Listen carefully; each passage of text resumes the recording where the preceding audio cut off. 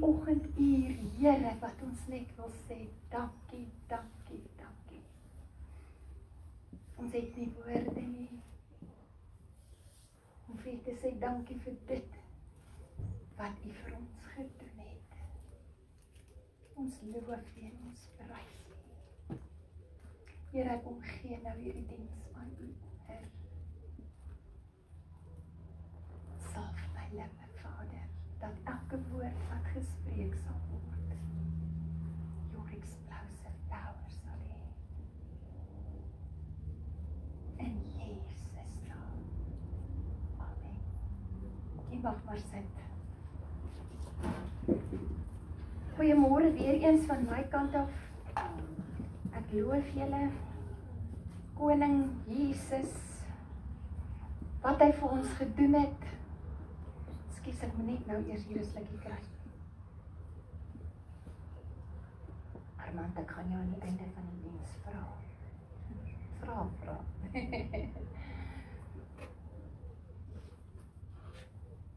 Toe ek daar sit daar agter, toe sê die Here ek moet praat oor hierdie lam.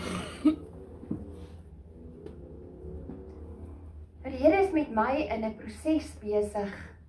Glo julle het dit seker al agtergekom. Ek mag net so gelyk het. Die Here het net vir my gesê ek moet so lyk en ek obedience is better than sacrifice. Nou vir my om so te lyk is 'n verskriklike ding. Strip nie to the core. Dis nie 'n maklike proses nie. But He's stripping me of everything. In my mind, in my soul, in my body. Is jy al gestrip in jou gedagtes? Is jy al gestrip van alles wat op TV en op die media is? As ek 'n ding wil oopmaak, dan sê Heilige Gees vir my, jy mag nie. As iemand vir my iets stuur, dan sê hy vir my, jy mag nie. Obedience is better than sacrifice. Dan staan ek voor hy spieël en sê, Here, ek is dal. Jy het my geken voor die tyd. Hou van bling, en ek hou van, en ek hou van, en ek hou van. En ek kom Vrydag hier. En aan die einde van die diens, toe gee die Here vir my 'n kleur. Dit is nie my favourite kleur nie, maar dit is God se kleur. Wat hy nou wil hê ek mag dra, is rooi. Dit verteenwoordig energie. Dit verteenwoordig sy bloed, wat vir my gestort het. En op hierdie serpie is gedruk, wat alles hy vir my gaan gee, die blessings, I bless you. I will keep you. I will make His face shine upon you and be gracious unto thee. The Lord lift up His countenance upon thee and give thee peace. So ek vat dit vir my, daardie belofte, maar dis nie al nie. Hy het verder gegaan en dis waarmee ek besig is en hy stig my met dit en hy sê, blessed and happy are the people who know the joyful sound of the trumpet blast. They walk, O Lord, in the light and favor of your countenance.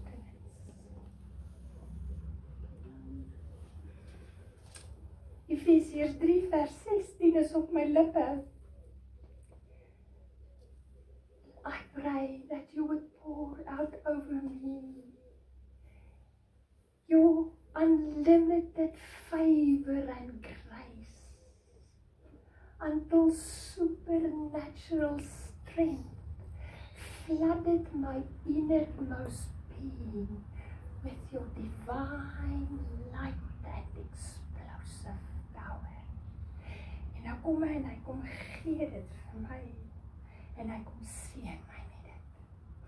En ek dra hier die rooi bloed vanmôre met grasie en met trots en eer. Here, kom gee my die energie om vanmôre oor te dra wat hy wil hê ek moet aan julle oordra. Ek werk al van dat Martie met my gevra het om hierdie diens waar te neem aan 'n preek. Gisterand toe kom sy vir my, dis nie wat ek wil hê jy moet bring nie. So ek glo die woord wat ek vanmôre wil bring, is dit wat hy vir julle in julle midde wil laat. Hoekom het al hierdie plaasgevind? Hoekom het Jesus die kruis moes dra? Hoekom moes sy bloed gevloei het? Hoekom vier ons vandag sy opstanding? Hoekom het ons Vrydag Paasvrydag gevier? Alles het 'n hoekom. Alles het 'n rede hoekom dit plaasgevind het. Satan het die mag op hierdie aarde gekry. Hy's uitgeskop uit die hemel uit, want hy het gedink hy's beter as God, ons weet dit, nee. En toe is hy uitgeskop uit die hemel uit, en toe het hy kom besit neem oor die aarde. En Adam en Eva, God het hulle geplaas, en hulle het geluister na Satan se stem. En hulle het gehoor gegee aan die stem van Satan, en nie gehoorsaam gewees aan God nie, en die sondeval het gekom. En Satan heers oor hierdie aarde. God is 'n gentle God. Hy het hom nog nooit op die mens afgedwing nie. Hy het 'n plan bewerkstellig, sodat hy die mens weer kan kry, om hom te dien, soos wat sy oorspronklike plan was met die mens. Hoekom het God ons geskape?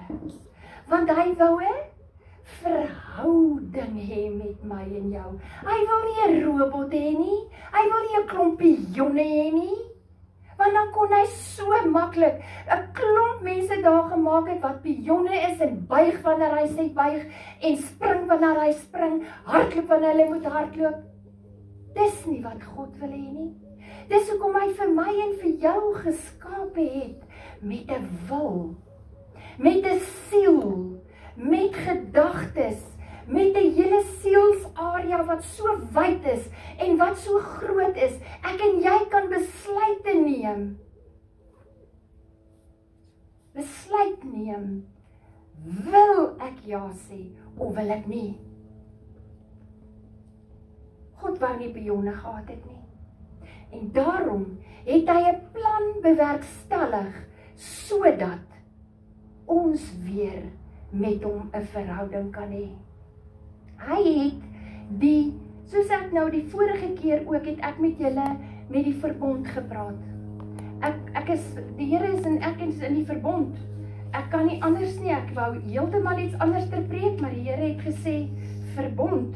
En nou gaan ek jou verduidelik waar dit vandaan kom. Onthou toe die Here Jesus die aarde gemaak het, en hy hom geskep het, toe het hy besluit, en hy het al die seëninge, wat hy op die mens wil gee, kan gee, en sal gee, het hy reeds vir ons uitgestort. Hy het dit reeds uitgestort, hierdie ding gaan vir my nou irriteer.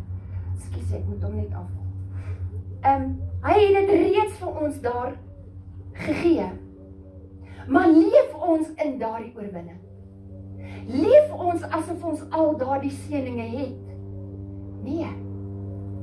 Want ons maak keuses. En ons maak besluite. En dit keer dat daardie voorsiening en daardie seëninge en alles na ons kant toe kan kom. Hy het die verbond daar gestel. Nou wat is 'n verbond? Dit is 'n kontrak wat tussen twee mense gemaak is. Dis 'n kontrak wat gesluit is in ooreenstemming met die twee partye wat daar is. besluite gemaak, dit is wat in die kontrak gaan staan, elke party is ten volle verbind ten opsigte van wat in daardie kontrak staan. Nou Here Jesus het hierdie kontrak, het hy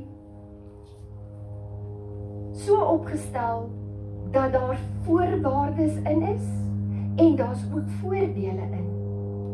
Nou hy het dit ook in elkeen van in hierdie kontrak, het hy so gemaak, dat wanneer ons daardie besluit neem, om daardie kontrak te doen, word ons vriende.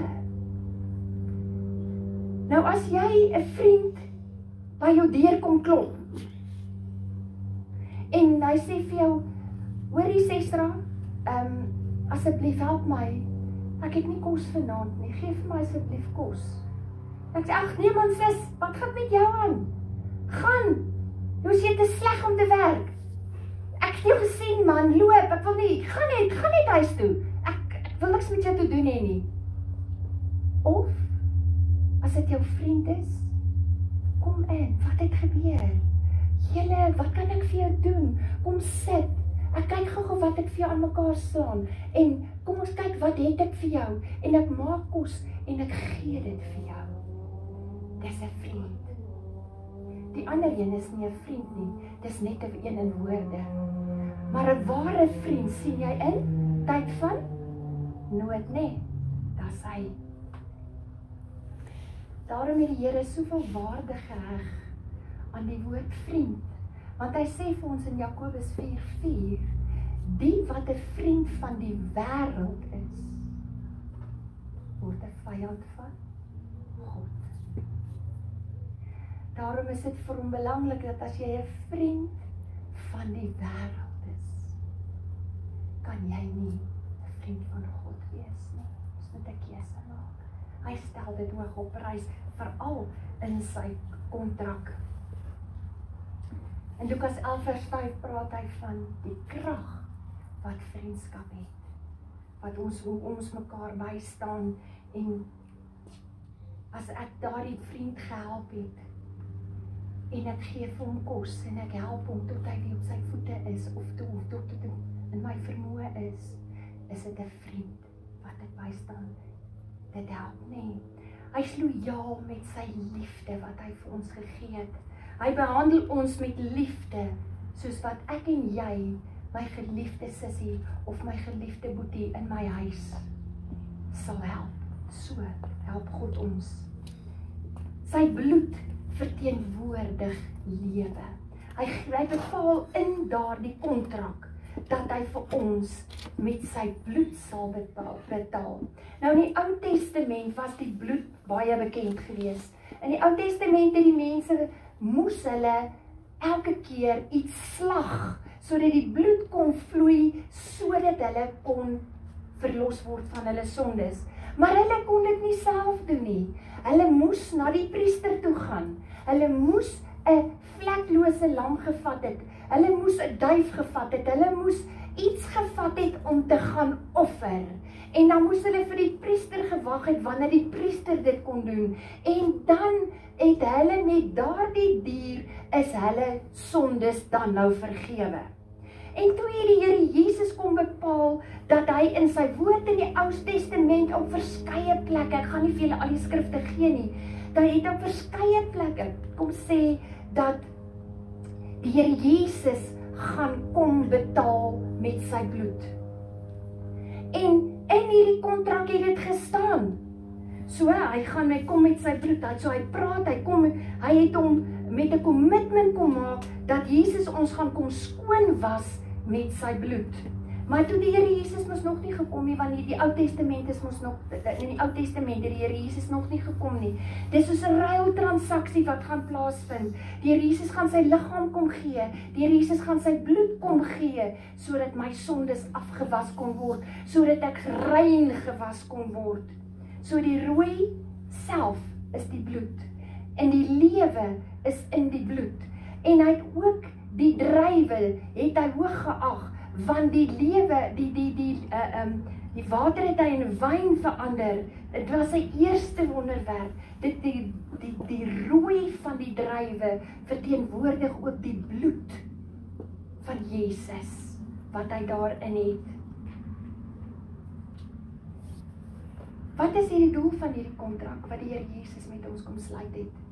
Die twee persone sluit die kontrak, dit is in 'n vennootskap, hulle maak vrede, dit bring vir hulle beskerming, dit is om wins te maak, as 'n kontrak het, is 'n besigheidstransaksie, sluit jy 'n kontrak, en 'n kontrak is nou nog vandag bindend, en vandag nog gebruik hulle baie kontrakte, en in daardie tyd het hulle ook kontrakte gebruik om besigheid mee te doen in die Ou Testament. Hoekom wou God met die mense kontrak sluit? Moet ons die vraag vra. In die eerste plek, wanneer ons hierdie woord lees, die Engels sê dit so mooi, hy produce faith. Hy vervaardig, hy veroorsaak dat ons geloof groei, as ons hierdie woord lees. En hy het dit in sy kontrak gestel. Dit gee vir ons versekering van alles wat hy in hierdie woord as beloftes vir ons gee. Die kontrak sê dit vir ons. As daar onsekerheid is, het hy gekom om ons uit verantwoordelikheid gevat, sodat ons onsekerheid kon verbykry. Sy kontrak met ons kon nooit stilgemaak word of vernietig word nie. Hy het dit eenmaal gemaak en sy woord is waar en ewig en sal vir altyd ewig bly. Niks en niemand sal ooit daai kontrak kan breek nie. Maak nie saak wat gebeur nie. Jesus het ook selfs in sy onderrig, het hy ons daarvan vertel. En God en Jesus wat een is, kan nie nooit lieg nie. Nooit.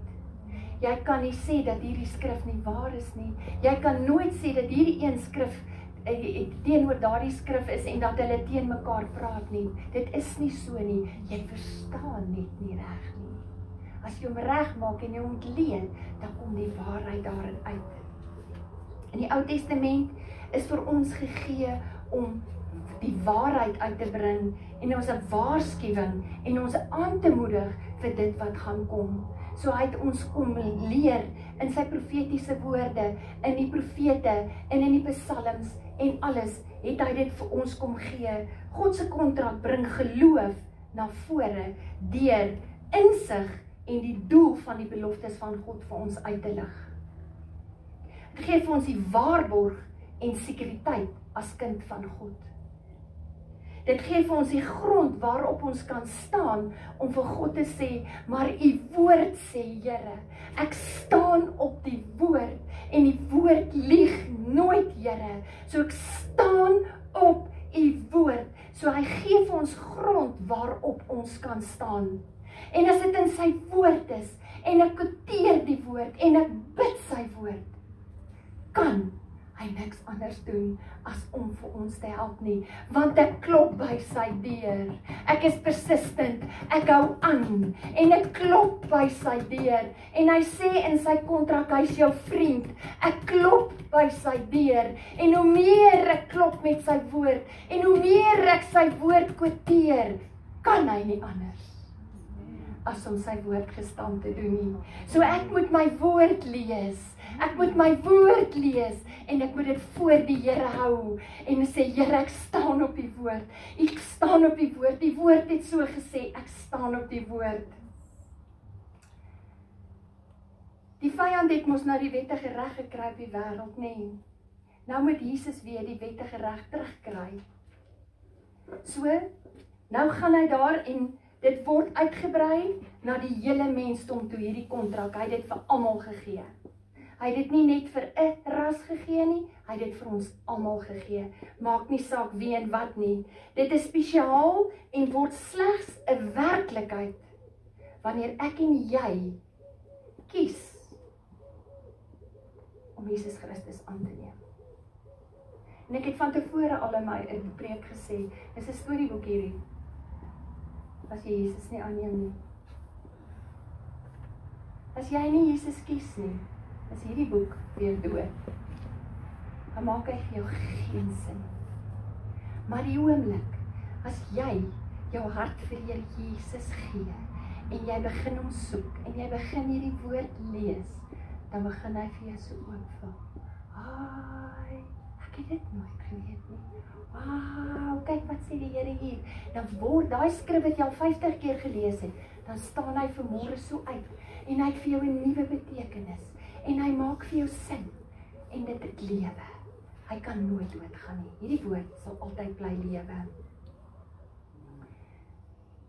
Hy word in sy geskrewe woord gegee. Net iets interessant van hierdie woord. Wat is die kortste psalm in hierdie boek? Psalm 117. Wat is die langste psalm in die woord? 119. Wat is die psalm wat presies in die middel is in die Bybel? 118. Daar's 594 hoofstukke voor Psalm 118 en daar's 594 hoofstukke na Psalm 118. As jy dit bymekaar tel, is dit 1188. Wat is die heel middelste versie in die Bybel? Psalm 118 vers 8. 1188, Psalm 118 vers 8. Dis nie interessant nie.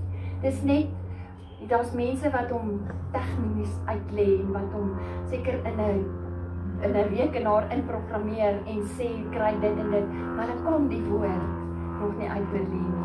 Hulle is elke keer verstom oor wat hulle kry. Dis net so 'n stukkie interessantheid van hierdie Bybel wat net altyd awesome is.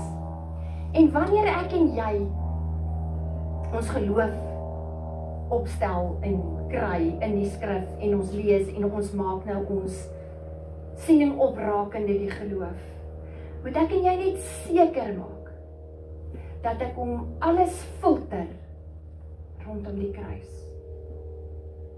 Wat het by die kruis gebeur? Ek kan nie net my eie idee gaan kry en my eie opinie gaan vorm rondom die woord nie. Ek moet rakende die kruis my opinie opmaak. As ek dit nie die kruis insluit nie, dan is jy besig met 'n valsheid daardeur. Want God die Vader is die outeur van hierdie boek. Maak nie saak hoe hy geskryf is nie. As ek net beleef hoe die Here Jesus met my praat, met die inprinting in my hart, dan kan ek presies weet hoe hy hierdie woord vir die mense gegee het. Net een insident, ek bid eendag die Here Jesus, dis 'n vakansie en ons het 'n kamp voor lê en ek is besig met 'n satanis en wat ek gaan bedien die naweek op die kamp en ek is besig om te bid en ek skryf want ek hoor wat die Here Jesus vir my sê en op 'n stadium toe sit daar borsie, die Here maar is 'n man en ek gryp 'n ander stuk papier en ek sê en ek skryf toe nou maar aborsie neer want ek dink toe nou okay, hier's die man se en hier's die vrou en ek skryf en ek kom hier by 'n woord en dit is 'n snaakse woord, ek weet nie wat dit is nie, maar ek skryf en die Here Jesus sê vir my, dis nie 'n G nie, dis 'n H. En ek vee en ek maak reg en dit snaakse naam. Ek weet nie wat dit is nie. Maar die Here sê vir my, nee, dis een persoon hierdie, omdat hy 'n satanis was, het hy die vrou laat aborsies plaasvind en dis alles sy skuld ook. So hy moet ook bely vir elke aborsie wat daar plaasgevind het. En toe ek met hom deel en ek kry toe nou, terwyl ek so en hy sê alles wat die Here Jesus vir my gegee het is waar, toe kry ek nou baldnis en heel laaste sê ek vir hom, hoorie, sê net gou vir my, wat is hierdie woord? Hy sê vir my, dis my spiritual guide se naam. Satan se demoniese naam wat hom gelei het. So getrou is God. So getrou is God. So dit kan ek vir jou sê, as God met my, nietige mens, daardie inligting kon gee, dat hy tot die woord vir jou spel, kan ek glo, dat hierdie woord, die weg, die waarheid en die lewe is. Dat elke woord wat hierin staan, deur God geïnspireer was, en dat hy die outeur is, en dat hy dit vir die mense gegee het, sodat dit kan geskryf word. Die Ou Testament kan gesien word as die inleiding tot die Nuwe Testament.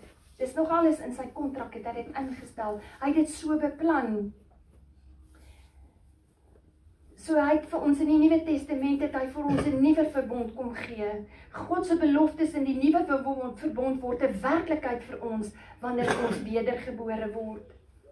Die Ou Testament se inleiding is soos 'n vrou. Dit verduidelik ons die verhouding wat die Here Jesus met die mense destyds gehad het.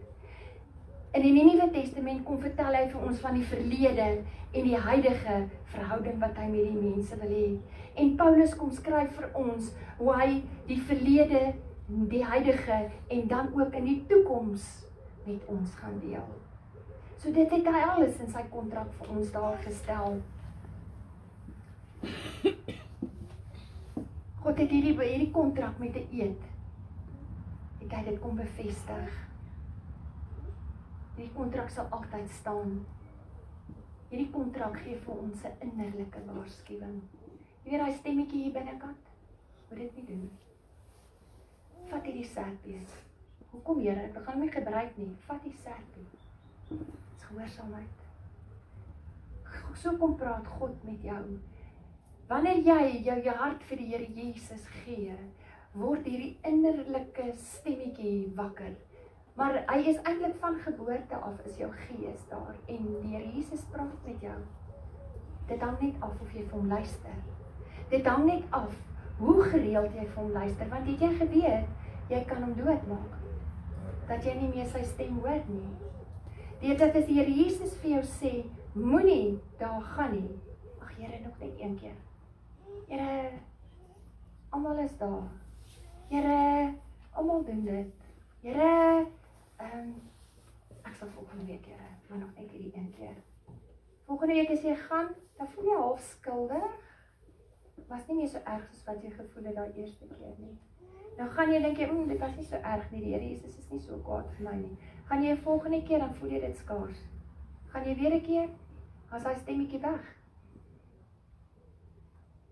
Want hy onttrek hom. Want hy gaan hom nooit op jou afforceer nie. Want hy het vir ons daai gewete gegee, daai innerlike stem, om vir my en vir jou te waarsku, te rig en te lei. Dit alles het hy in sy kontrak vir ons gegee. Jesus het gesê, sy woord sal nie net 'n getuie wees nie, maar ook 'n judge. Hy sal ook die regter wees van wat ons doen en hoe ons dit doen. In God se kontrak is ons, het hy daar gestel dat Jesus die perfekte offer sal wees. Sy bloed sal vir ons die prys betaal vir die redding, vir vergifnis, vir vryheid, vir guns met God. God se kontrak was deur Jesus waar gemaak.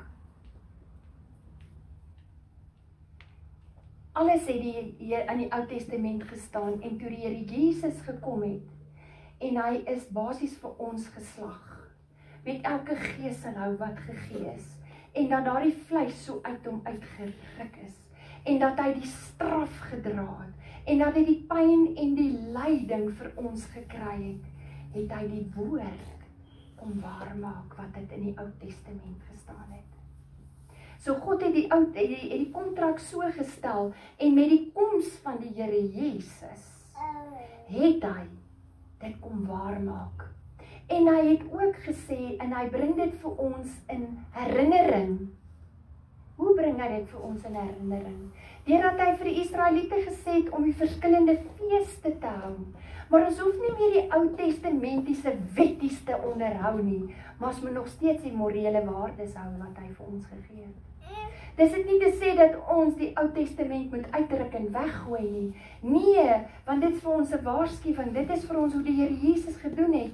En in sy profetiese woorde wat partykeer so moeilik is, vertel hy vir ons alles wat in ons sielsarea aangaan. Ons moet net diep genoeg delf daarin. Ons moet net genoeg delf daarin. En die Here Jesus het vir ons die offerlam geword. Ons weet in die ou tyd moet hulle mos toe na die offerlam gebring het. Die Here Jesus het vir ons die perfekte, vleklose lam geword. Die Here Jesus het mens geword. Hy het aan die regterhand van die Vader gesit. Hy het presies geweet wat hy kon doen.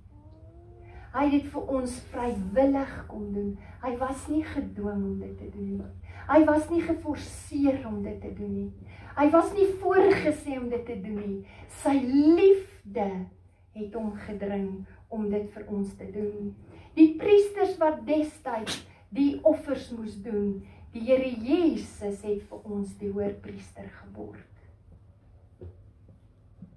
Alles wat in die Ou Testament met rondom die tempel was, en in die tempel moes Moses ook 'n ark gebou het, 'n goue ark wat in die allerheiligste ingegaan het, en hy het daardie ark laat bou, sodat die volk in herinnering moes wees aan die kontrak wat God met sy mense gesluit het. En toe die Here Jesus kom, het hy daardie herinnering, het hy tot in die tempel, want wat het gebeur daardie dag? Die voorhangsel het geskeur. Daai allerheiligste, wat net die priester kon ingaan, het van self oopgeskeur. Dit is sodat ek en jy na God die Vader kan gaan. So dit moes gebeur, sodat God se kontrak, wat hy met die mens gesluit het, sodat hy weer in volle beheer oor die mens kan kom, as die mens sy wil vir God gee. En as die mens die woord doen, en die voorwaardes doen wat in die woord is, dan kan God weer met jou 'n lewende verhouding hê.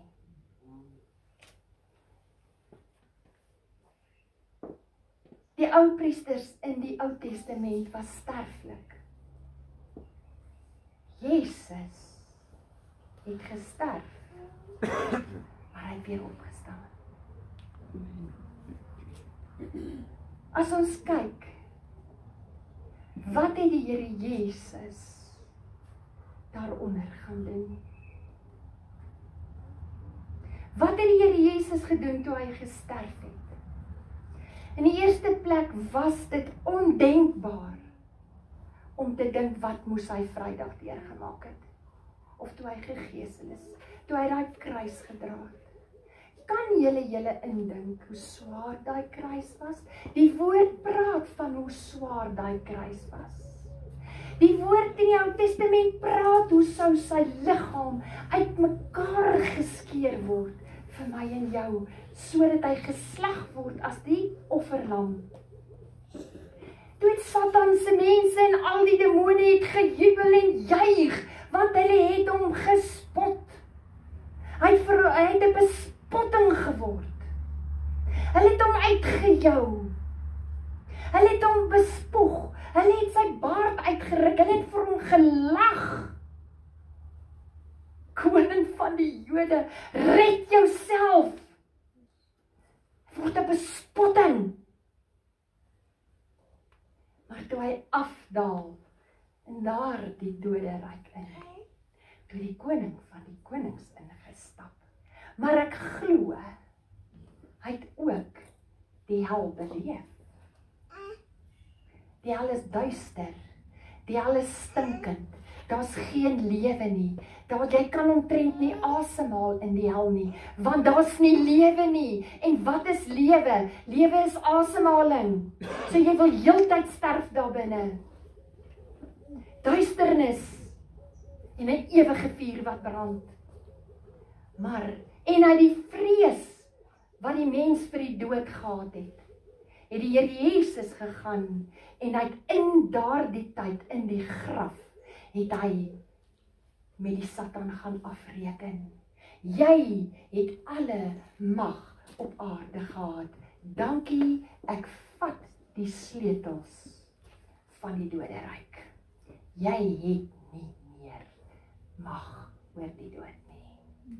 Hy het die vrees wat die kind van God kom wegvat. Ek hoef nie meer die dood te vrees as ek in Jesus Christus is nie. Hy het daar wat jy dood was en nie meer hoop gehad het nie, en nie meer lewe na die dood gehad het nie, het hy kom verbreek, en hy het vir jou die lewe kom gee, in wat hy sê, jy gaan saam met my aan die regterhand van die Vader sit. Dit het hy alles kom doen, voordat hy opgestaan het vandag. Die graf is leeg en die doeke lê. Dit is simboliek, maar dit is 'n waaragtige feit. Die graf is leeg. Die Here Jesus is nie meer dood nie. Hy het lewend geword. Daar het 'n ruiltransaksie plaasgevind. 'n Ruiltransaksie wat so awesome is vir my en vir jou. Jy kan nie anders as om te wil jubel en juig nie. Want hy is nie meer daar nie. Hy lewe. En toe het hy vir ons gesê, dis beter dat ek weggaan, want ons wil hom so graag by ons hou. Ons wil so graag die Here Jesus hier op aarde gehou het. Maar as hy dalk vandag in Kaapstad gewees het, dan was hy nie vandag hier nie. Of hy was dalk in Amerika en ons sien hom dalk eers weer oor 'n jaar of 6. Maar hy sê, dis beter dat ek weggaan. En ek stuur vir julle die trooster, die Heilige Gees, wat elke sekond van elke minuut van elke uur by jou is. Dis awesome.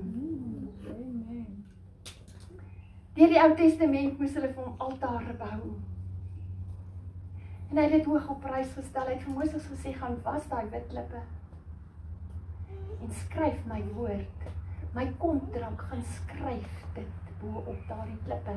En bou vir my 'n altaar. Bou vir my 'n altaar. En daarom het hy die ark in die tent van samekoms gehad. En daarom wil hy hê dat ons nou as 'n bewys in die Ou Testament moes die jong seuns en die mense moes besny geword het as 'n teken, as 'n bewys dat die kontrak gesluit is met daardie kind en met daardie persone. Nou wil die Here Jesus sê dat ek en jy moet die besnydenis van ons hart deurgaan. Ek kan nie net leef soos ek wil nie. Ek kan nie net doen wat ek wil nie. Ek moet doen wat hierdie woord sê ek moet doen. En as ek hierdie woord lees, dan besny ek my hart. Dan haal hy uit wat onsuiwer is. Julle ken die woord meekness, nee? Sagmoedigheid. En as jy nou my kinders sal vra, is jou mamma sagmoedig? Dan sal hulle sê, beslis nie. En dis een van die goed wat die Here nou met my werk. Hoe werk hy met my? Hoe besny hy nou my hart? Die autistiese seentjie in my klas.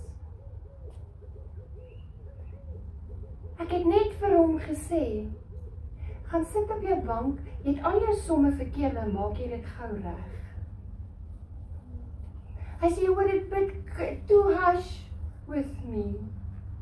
You can say it in a nicer way. I said, but I don't shout at you, I don't scream at you. I said, kind of. You didn't do it in a nice way. I said, Here, jy weet regtig, ek het glad nie op hierdie kind geskree nie. Ek het nie eens my stem verhef daai dag nie. Here, u weet dit. Want ek weet ek is met God besig. En ek is met sy skepping besig. But man, you can say it in a nicer way. Sê vir my, okay, next time I will try my utmost best. Will you please forgive me? Kind of, can I forgive you? En ek gaan huis toe en ek sê, Here, hoe kan ek sagmoedigheid u versteur? Want Here, is vir my moeilik. En toe kom daar weer 'n insident en hy het weer 'n werk wat hy gedoen het, het hy die sommetjies verkeerd gedoen en nou sit ek met dieselfde situasie, ek sê vir hom, will you please go and see that you change these sums? Can you see you make it wrong here? Can you remember I taught you this way? That you have to multiply this one and this one with that one and that one? Oh, yeah. So can you see that all those are wrong? Yes. I said, will you please go and fix it? Yes, ma'am. Aan die einde van die klas te roep ek om te sê, vra ek vir hom, was it in a better way? Oh, yes, ma'am. En hy het huis toe gegaan en hy het vir sy ma vertel, I'm the best teacher in the whole world. Want sy ma was reg om my te kom uithaal, want hoe kan ek vir hierdie autistiese kinders leer, en ek weet nie om hulle te hanteer nie. Maar dis God, wat besig is, om sagmoedigheid by my te kweek. En nou het ek so klein hondjie, vir die eerste keer in my lewe, kan nie hash wees nie, ek moet net sagmoedig wees. So die Here het snaakse maniere, waar hy jou hart besny. Maar jy moet net gewillig wees om besny te wil word. Want as jy nie 'n leergierige gees het nie, kan God met jou niks doen nie. Hy gebruik autistiese seentjie. Nou ek teach al 18 jaar in daai skool. As dit nie 19 is nie. En haar man sal jou kan sê, ek is 'n kwaai vrou. Maar God het gesê tot hier toe. Sagmoedigheid is nie nodig om so te wees nie. Besny jou hart nie, dit wat God wil hê, jy moet besny word meen. God het met Jesus Christus, het met ons sondes aan daardie kruis en hy kom afreken. Hy het dit kom klaarmaak. So as jy nog in sonde vassit, dan glo jy nog nie werklik dat Jesus vir daardie sonde van jou aan die kruis dit ook afgehandel het nie. As jy vassit in 'n sonde, wil ek vanmôre vir jou sê, jy moet na God toe gaan en gaan belydenis doen. Jou voorgeslag, se voorgeslag, se voorgeslag. Ons weet nie wat in ons voorgeslagte aangegaan het nie. En as ek my woord lees, dan sê hy besoek die 3de tot in die 4de geslag. En dan net die vyand wettige reg op jou. En God gaan nooit teen die wettige reg van Satan nie. Want hy boelie jou nooit om te verander nie. Hy sal in jou deur klop, hy sal in jou deur klop, en hy sal in jou deur klop. En as jy nie vir hom wil oopmaak nie, sal hy klop al hoe minder word, en al hoe minder word. En jou sonde sal al meer word, en meer word, en meer word. Gaan na die kruis, met elke sonde van jou wat vassit. Hoor wat ek sê, daar's niks, maar niks, wat te groot is vir die Here Jesus nie. Elke geselhou, was vir ons sondes, en ons siektes, en ons pyn, en ons storms, en ons hel, wat ons deurgemaak het. So kom dat hierdie herinnering, wat ons vandag ook aan die nagmaaltafel gaan hê, vir ons uitstaan.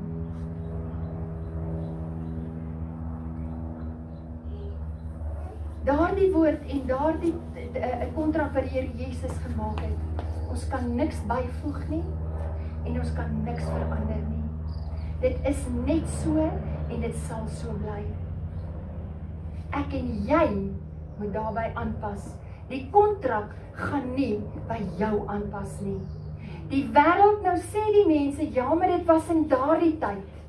Ja, maar ons leef nie meer in daardie tyd nie. Weet jy wat? Die kontrak het nog nooit verander nie. Sy stipulasies is presies dieselfde. Dit sal tot in ewigheid dieselfde bly. Jy moet jou kant regbring.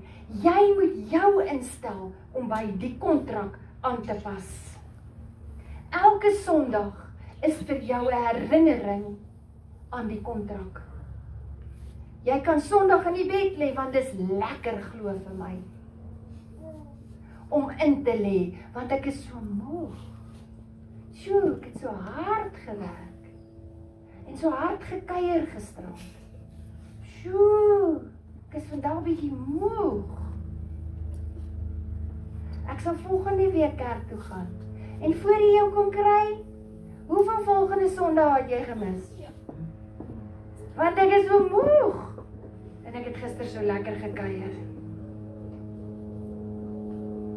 Ons is geestelik dood.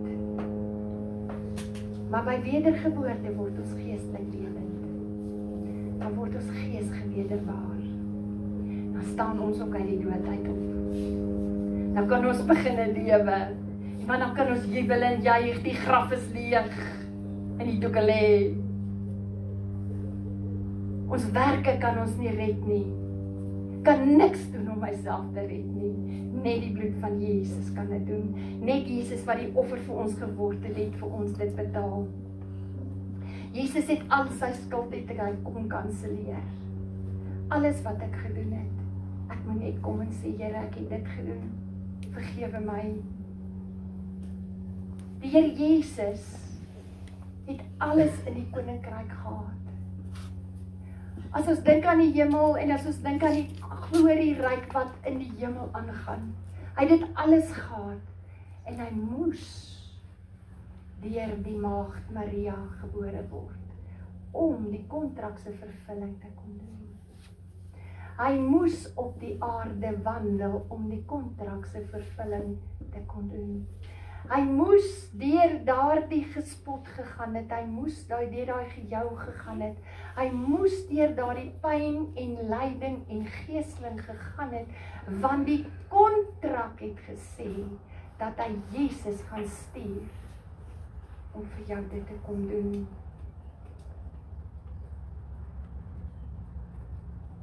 Jesus was die martelaar, en die groot geneesheer, en die oorwonne Christus. Jesus se bloed roep uit. Abel is doodgeslaan. Kain het vir Abel doodgeslaan. En sy bloed het uitgeroep vir vergelding en vir regverdiging. Jesus is, ek kan amper sê doodgeslaan aan die kruis. En sy bloed roep uit vergifnis, redding van sonde. Die mens het nog nooit met God 'n verbond gesluit nie, maar God het met die mens 'n verbond gesluit. Die mens het nog nooit na God uitgereik nie, maar God reik elke keer uit na die mens. Die mens het nog nooit probeer om sy verhouding met God te verbeter nie. God het eerste gekom om ons verhouding met ons te wil kom herstel. Dit het God alles met ons eerste gedoen. Nou wil ek net ten laaste vir jou kom sê, wat het Jesus kom ruil aan die kruis? Ek dink jy weet dit alles, maar ek wil dit net vanmôre kom onderstreep. Kom highlight. My 10 highlighter gebruik, ek wil dit net vir jou uitlig weer vanmôre. Hy was verstote deur die mens, sodat ek en jy deur God aanvaar kon word. Hy was afgesny van God, sodat ek en jy weer met God in verhouding en in 'n verbinding kon kom. Sodat ek en jy weer 'n wifi koneksie met God kan hê.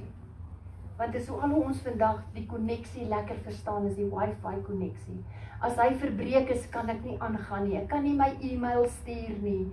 So as jou koneksie met God verbreek is, kry jy nie jou e-mails deur nie. Kry jy nie jou boodskap deur nie. So die Here Jesus was afgesny van God sodat my en jou koneksie weer kon herstel. Hy was verag sodat ek en jy geliefd kon word. Hy was gespot sodat ek en jy weer ons eer weer herstel kon word. Hy het mens geword sodat ek en jy kind van God kon word. Hy het aarde toe gekom sodat ek en jy hemel toe kan gaan. Hy het afgedaal na die doderyk sodat ons kan opvaar na die paradys. Hy het gesterf sodat ek en jy vir ewig kan lewe. Hy het smarte en hartseer deurgemaak sodat ek en jy geborge kan voel. Hy het ons siektes op hom geneem, sodat ek en jy gesond kan word. Hy het alles verloor, hy het arm geword, sodat ek en jy in oorvloed kan lewe. Hy het die sonde op hom geneem, sodat ek en jy geregtigheid kan wees voor God. Wat beteken geregtigheid? Dit is asof ek en jy nog nooit sonde gepleeg het nie. Dit is wat geregtigheid beteken. Dit is 'n verskriklike woord om te dink. Hy het daardie sonde geword, sodat ek en jy so kan word, dat hy ons net kan sien, asof ons nog nooit sonde gepleeg het nie. Jesus het vir ons die middelaar geword in die hemel. Het jy al gedink as jy bid, Here Jesus, U wat aan die regterhand van God die Vader is, dankie dat U vir my intree. Dankie dat U na die howe toe gaan as Satan my accuse. As Satan voor die Vader kom en sê, jy gesien wat Sesra gedoen, en dan kom Jesus as middelaar en sê hy, dit is my geliefde. Sy skoon gewas met die bloed van Jesus. Jy kan nie aan haar vat nie, Satan. Sy is vrygekoop. Jy kom bluf net hier. Is lankal skoon gewas. Dis wat die Here Jesus vir ons doen. In die nuwe verbond is dit in 'n kwaliteit verbond. En dit is nie soos die ou verbond nie. Jesus het vir ons die hoëpriester geword. Hy is nou in die orde van die Melchisedek, die hoëpriester van die Melchisedek. Die offer van Jesus sal altyd nie bly. Daardie kruisiging, daardie offer, daardie bloed wat daar gestort het, kan nooit oud word nie. Sal altyd lewend bly. Hy gaan nooit dood nie. Daardie bloed bly lewe. Daarom kan ek en jy vandag deur Jesus se teenwoordigheid oral ervaar. Die nuwe verbond hou baie meer beloftes in, want God het dit self gemaak. God het dit self oorgedra. Dit is gebaseer op God se genade, want dit is wat aan die kruis gebeur het, is genade. En dit was vir almal. Daar's geen diskriminasie nie.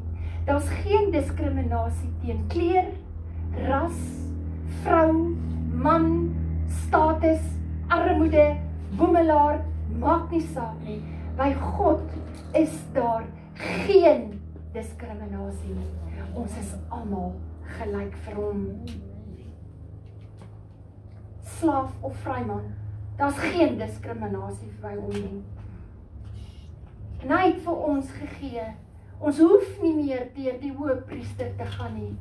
As ek deur Jesus Christus, want niemand kom na die Vader behalwe deur Jesus Christus nie, behalwe deur die kruis nie. Maar ek en jy kan nou 'n oop verhouding met God die Vader hê. Dis nie net die priesters wat nou vir jou gaan intree daar in die Allerhoogste nie. Ek en jy kan nou in daardie Allerhoogste inbeweeg, want Here Jesus het dit vir ons kom maak. Ek en jy kan 'n nadere intimiteit met hom hê. Ek en jy is spesiale mense vir hom. Ons kan 'n persoonlike verhouding met hom hê. Sy wette is opgeteken op ons harte. Dit het hy alles aan die kruis kom doen. Daar ruim transaksies nog glad nie verby nie. Hy kom kanselleer ons sondes. Sy bloed is vir ons beter, is duur gekoop, is vlekloos. Dis 'n heilige bloed. Dit het genade vir ons. Hy het dit vir ons vrywillig gegee, soos ek gesê het. Hy was nooit gedwing nie. Hy het geweet wat hy doen. En hy het dit gedoen omdat hy vir ons lief was, en hy het glad nie verplig gevoel nie. Hy was vir ons die perfekte lam wat geslag was. Alles aan hom het hy perfek vir ons gedoen. En hy het ons kom rein maak. Dink julle nie dit is genoeg, sodat ek my lewe vir hom kan gee nie? Dink julle nie dit offer en die ruiltransaksie wat hy daar aan die kruis gedoen het, was 'n baie duur prys? dit was nie goedkoop gewees nie. Dink net as jy in die doderyk moes afdaal, en jy moes jou eie sleutel gaan haal het, sou jy dit gemaak het? Sou jy teen die magte van Satan kon veg? Maar toe hy daar opvaar, toe het hy alle mag gekry, en hy die naam bo elke naam gekry, Jesus Christus. In daardie naam is daar alle krag en mag. In daardie bloed is daar alle mag en krag. En so kan ek aanpreek vir nog baie lank, maar die bloed van Jesus red en reinig ons in Jesus naam. Kom ons bid saam. Ek wil hê daar waar jy sit, as daar iets is in jou lewe wat jy weet, 'n houvas op jou het wat jy nie gebreek kry nie, en jy het gebed nodig, wil ek jou vra, dan mag jy uitkom. Ons kan saam met jou bid. Want deur daardie kruis en sy bloed het hy gekom om alle mag oor jou te verbreek. Want in sy naam is alle krag gegee. Dankie Abba Vader, dat ons in hierdie opstandingsmôre kan jubel en juig, die graf is leeg. En jy het opgestaan. En jy het vir ons 'n werklikheid geword.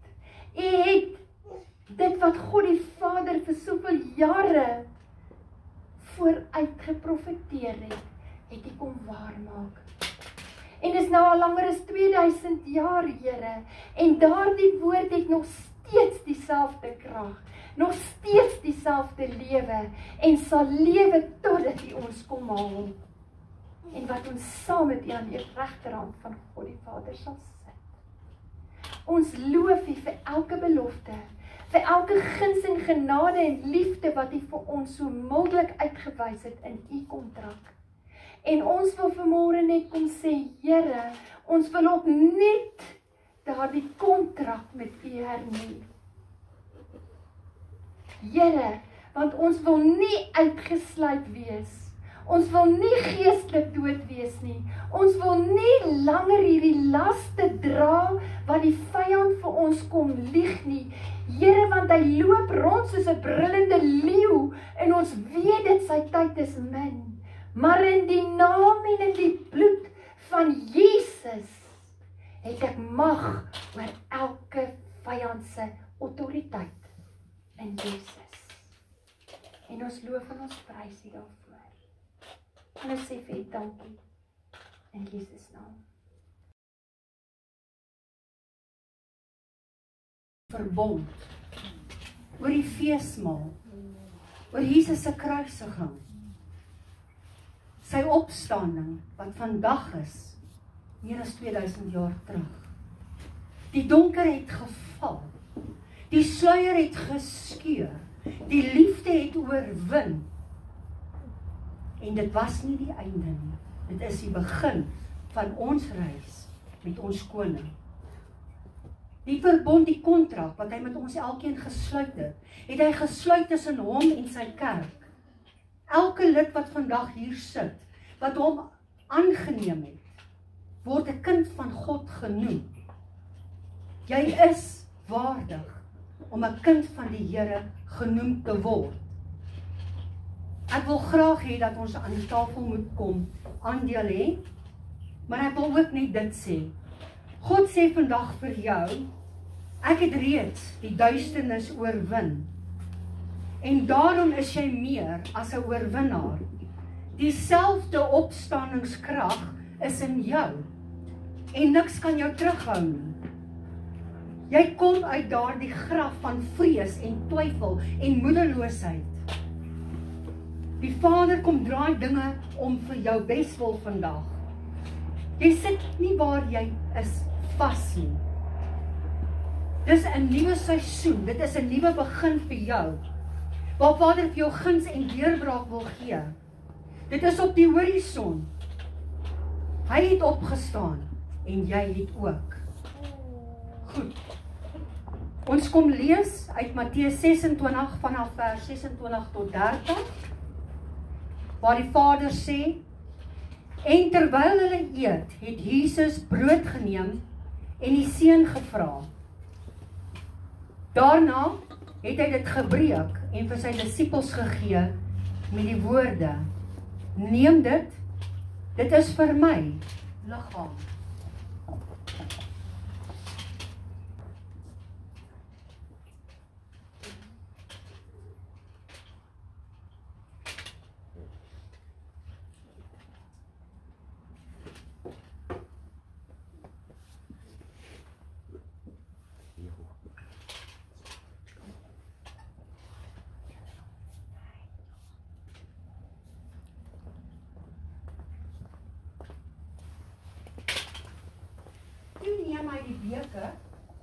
En nadat hy die dankgebed uitgespreek het, gee hy dit vir hulle en sê, drink almal daaruit, want dit is my bloed, die bloed waardeur die verbond beseël word, en wat vir baie vergiet word, tot vergewing van sondes.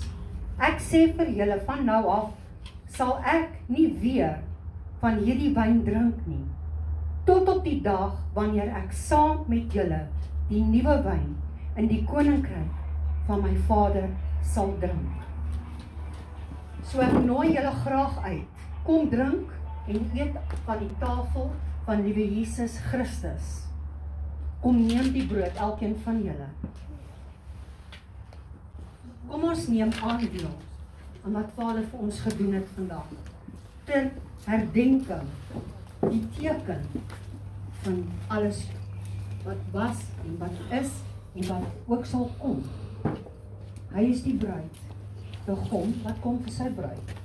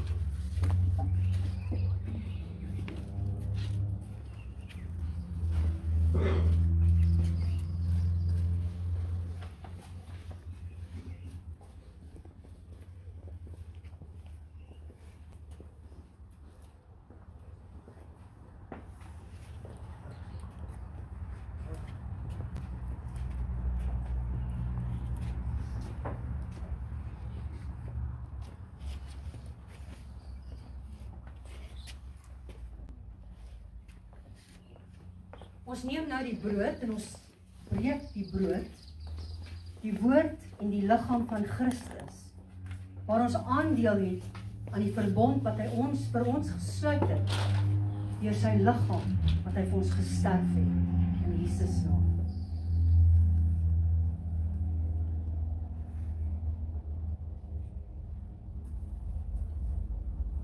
Ons neem nou die wyn, die bloed van Jesus, wat hy vir ons gestort het, vir elkeen se sondes, om ons te vergewe en ons vry te maak, om ons 'n nuwe lewe te gee, 'n nuwe hoop te gee, en ons drink dit ter nagedagtes van ons koning.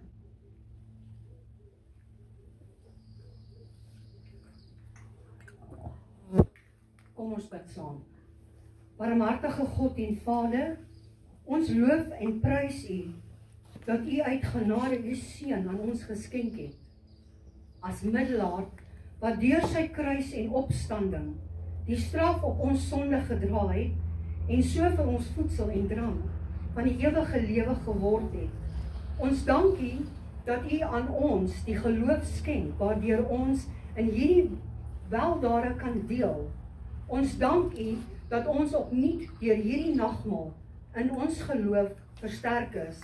Ons bid U, dat U deur die werking van die Heilige Gees, die gedagtenis aan ons Here Jesus Christus en die verkondiging van sy dood totdat hy kom, sal gebruik om ons daagliks te laat groei in die regte geloof en die innige gemeenskap met Christus. Ons bid dat U deur die werking van die Heilige Gees U goddelike doel met hierdie nagmaal sal bereik. Amen.